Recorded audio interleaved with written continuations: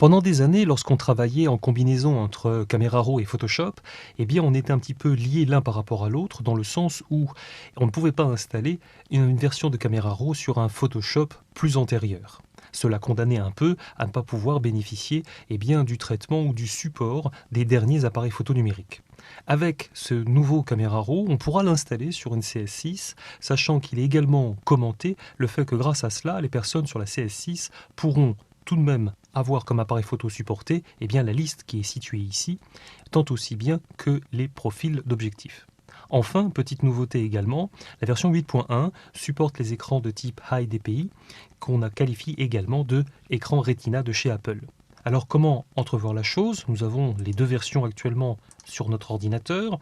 Nous avons le dossier CS6 qui est dans le dossier principal de votre disque dur, bibliothèque ou library, application support Adobe Plugin CS6, ou à l'intérieur de dossier file format, nous avons le Camera Raw qui est issu de la CS6 et donc en version 7, qui actuellement est en 7.3. Dans le dossier équivalent juste à côté, qui est aussi dans le dossier plugin, mais cette fois-ci dans le dossier CC, on va retrouver un sous-dossier avec le dossier universal dans lequel il y a le Camera Raw en 8.1.